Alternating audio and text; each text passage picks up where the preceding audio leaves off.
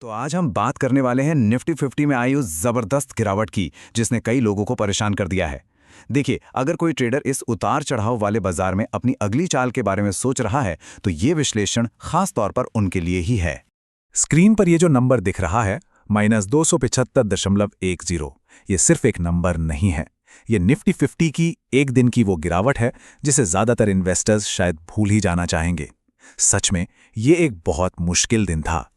Nifty ने न सिर्फ गिरावट दिखाई बल्कि 24,000 के एक बहुत बड़े साइकोलॉजिकल लेवल को भी तोड़ दिया और आखिर में 23,897.95 पर जाकर बंद हुआ।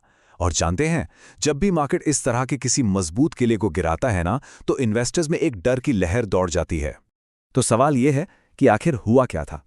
चलिए इस पूरी बिकवाली की गहराई में उतरते हैं और समझने की कोशिश करते हैं कि ये गिरावट कितनी बड़ी थी और इसका असर कहां-कहां तक हुआ।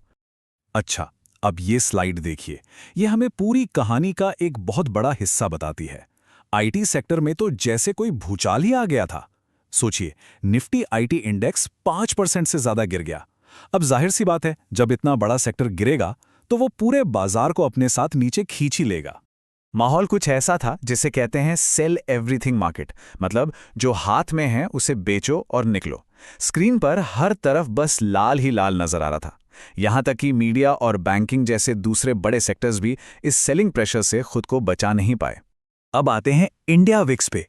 इसको ना आप बाजार का फियर मीटर या डर का मीटर भी कह सकते हैं। बड़ा सिंपल है, ये बाजार की बेचैनी को नापता है। जब विक्स बढ़ता है तो समझ लीजिए कि ट्रेडर्स आने वाले दिनों में किसी बड़े तूफान के लिए तैयार हो रहे हैं। और हुआ भी यही। विक्स 4% से ज्यादा उछल गया। इसका मतलब बिल्कुल साफ है, अपनी कुर्सी की पेटी बांध लीजिए। ट्रेडर्स को आने वाले दिनों में बहुत तेज और अचानक होने वाले उतार चढ़ाव के लिए एकदम तैयार रहना होगा।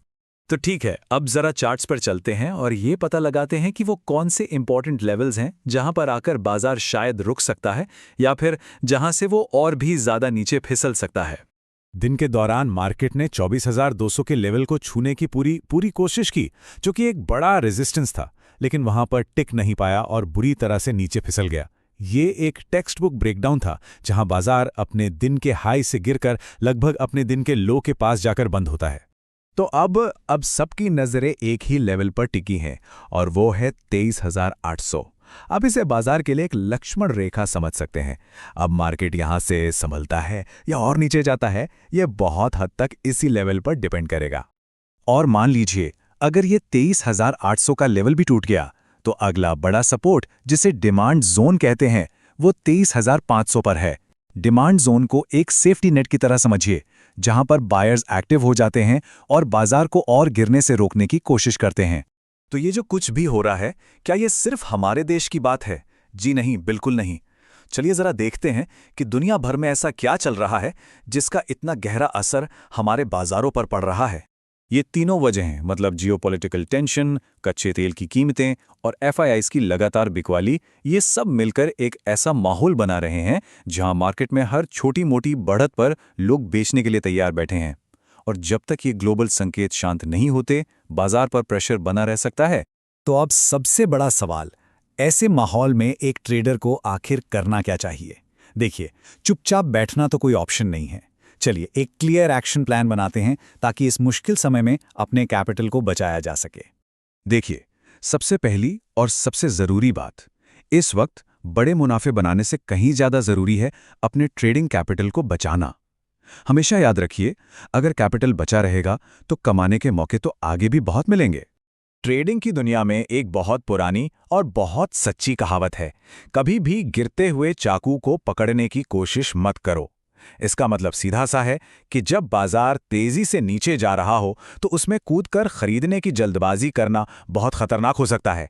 तो ये एक तरह से डेली चेकलिस्ट है। रोज इन बातों पर नजर रखना जरूरी है। पहले तो अपने की लेवल्स को पहचानें, फिर ग्लोबल खबरों पर नजर रखें, एफआईआईज़ क्या कर रहे हैं उसे ट्रैक करें और सबसे जरूरी, अपने कैपिटल को सुरक्षित रखें।